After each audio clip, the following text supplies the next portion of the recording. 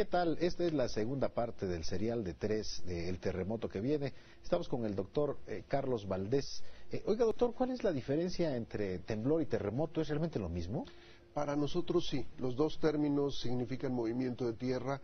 Creo que la gente ha utilizado más la palabra terremoto para grandes sismos. Yo pienso que obedece al sonido onomatopéyico que tiene, se escucha más fuerte terremoto que temblor, pero podemos hablar de un terremoto de magnitud 3 y podemos hablar de un sismo de magnitud 8 y en el lenguaje nuestro científico es correcto. Oiga, doctor, ¿qué es en términos coloquiales un temblor? El temblor es un fracturamiento de la tierra por acumulación de fuerzas.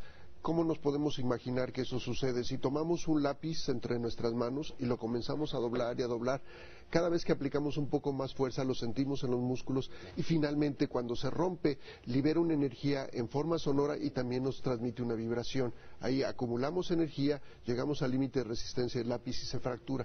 Lo mismo ocurre con las ondas sísmicas. La magnitud del sismo, del terremoto, está dada en función de qué tan grande sea la zona que va a fracturar.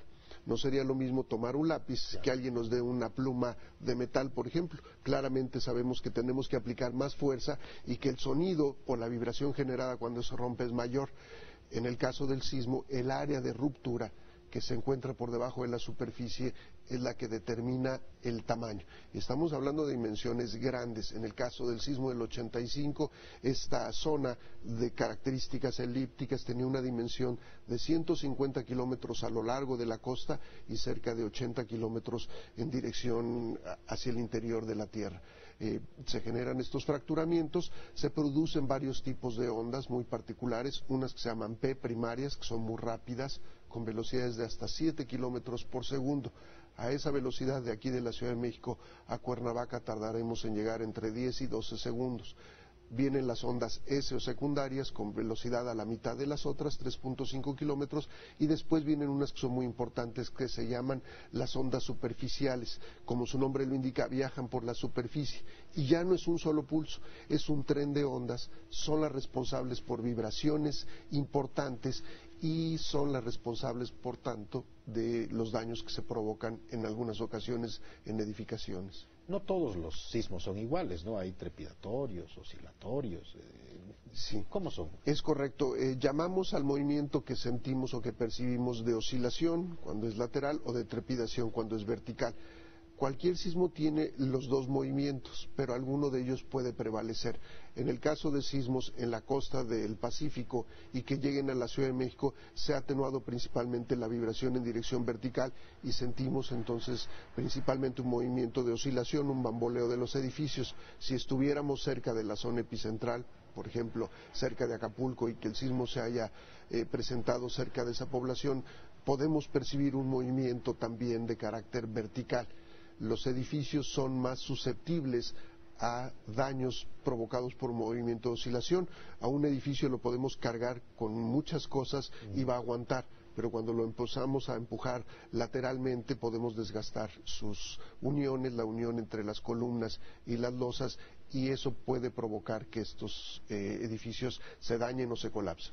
Y la duración también es variable, aunque un sismo, lo comentaba usted hace un momento aquí, cuando estábamos platicando, que un sismo pequeño también podría hacer muchos daños, un sismo muy largo también, ¿no? ¿O no tanto? Sí, si estamos cerca del epicentro, inclusive un sismo de magnitud 3.54 puede ser cerca implicaría menos de 10 kilómetros, un empujón fuerte, claramente notable, pero nada más.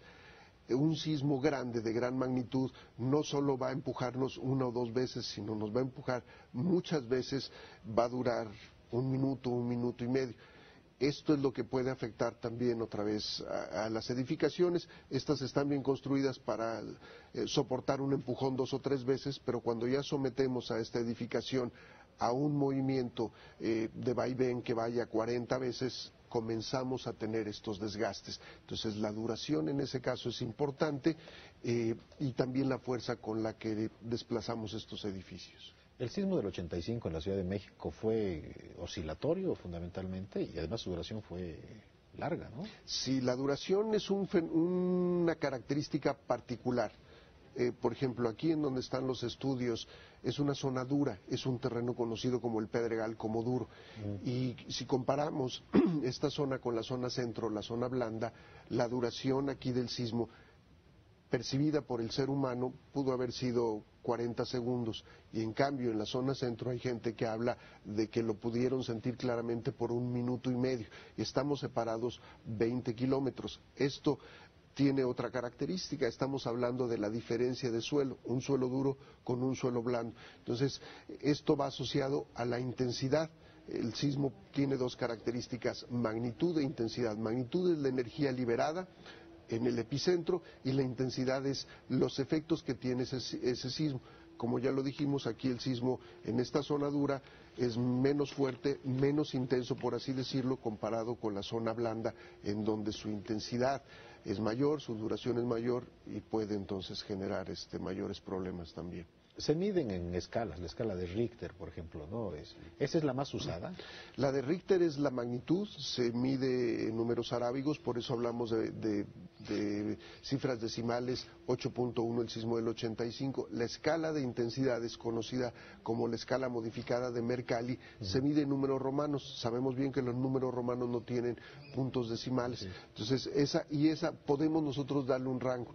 La de intensidades habla sentido por todos, daños ligeros, objetos se caen, nos da la pauta para decir: aquí, de acuerdo a esta tabla, el sismo tuvo una intensidad de 5, de 6. La escala, la magnitud la otorga en este caso el servicio sismológico a través de instrumentación especializada para determinar la energía liberada por el sismo. Un sismo de magnitud 5, que son comunes y frecuentes en este país, libera una energía similar a la de la bomba atómica de Hiroshima o Nagasaki. Entonces, estamos hablando de energías importantes.